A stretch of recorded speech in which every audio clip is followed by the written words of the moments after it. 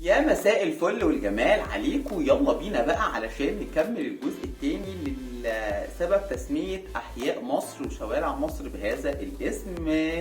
واحنا كنا قلنا ان اللي عمل كده اصلا كان محمد علي، هو اللي سمى الشوارع والمناطق ورقم البيوت. قبل كده كانت المناطق بتتسمى باسم المهن بتاعتها، زي ما قلنا حي المغربلين، حي النحاسية، اللي هو دلوقتي اصلا شارع المعز عشان بيبقوا شغلتهم كلهم نحاس، الخيامية.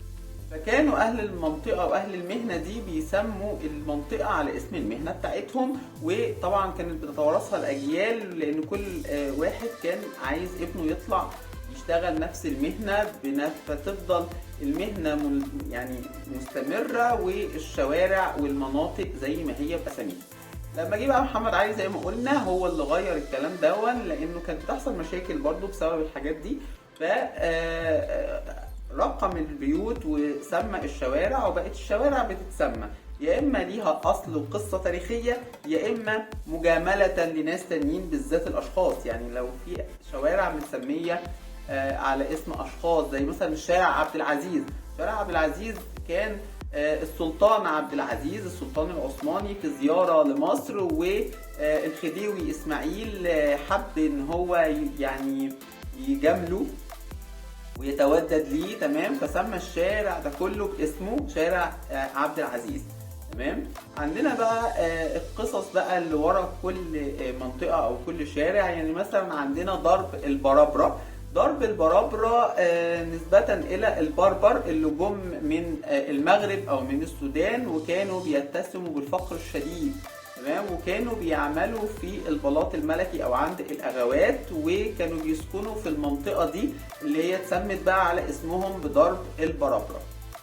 عندنا برضو حوش الغجر. حوش الغجر ده منطقه خلف سور مجرى العيون، كان مكان مهجور، وكانت القبائل الغجريه اللي بيعملوا مصايب طبعا طول الوقت دول كانوا بيطردوا من الصعيد، وكانوا بيجوا في المكان ده يستخبوا فيه لفتره، فمع الوقت اتسمى على اسمهم لانهم قعدوا فيه فتره طويله واستوطنوه، تمام، فتسمى بحوش الغجر. عندنا برضو الزمالك. دي كانت جزيرة في وسط النيل، الموقع بتاعها كان عاجب محمد علي جدا، وقرر ان هو يبني فيها قصر كبير وبساتين بقى وحدائق وكده. وكان الخدم اللي بيعملوا في القصر دون وفي البساتين دي كانوا موجودين في المكان، وكانوا بيبنوا عشش ليهم. وكلمة عشة أصلا في اللغة الألبانية معناها الزمالك، فاتسمت بهذا الاسم بعد كده. عندنا برضو منطقة العباسية. العباسية بناها عباس حلمي الأول سنة 1849، وعملها سكنات للجيش، ومع الوقت كانت الأهالي بتبني بيوت ومحلات ودكاكين في المنطقة دي، وبعد كده الحكومة ادت الأهالي الأراضي دي علشان تعمرها وتعمر المنطقة، وكانت من أجمل المناطق في القاهرة في الوقت ده. وزي ما قلنا ان كان في شوارع بتتسمى على اسماء اشخاص، زي اسماء الساسة المعروفين والملوك، زي مثلا شارع مصطفى كامل، شارع محمد فريد، شارع ثروت نسبة لعبد الخالق ثروت رئيس وزراء مصر، شارع شريف نسبة لشريف باشا، شارع او ميدان الملك فؤاد، اللي بعد كده بقى ميدان الجيش، ميدان الملكة ناظلي، اللي بعد كده بقى باب الحديد، بعد كده بقى دلوقتي ميدان رمسيس. تمام. مش عايز اطول عليكم اكتر من كده زي ما احنا متعودين، وان شاء الله هنكمل جزء تاني برضو علشان ما نطولش.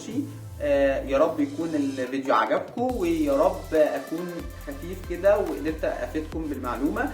ويا ريت لو عجبكم الفيديو ما تنسوش لايك كتير، شير كتير كتير كتير، اشتراك في القناه، فعلوا زر الجرس عشان يوصلكم كل جديد، واشوفكم بقى فيديو جديد، والسلام عليكم ورحمه الله وبركاته.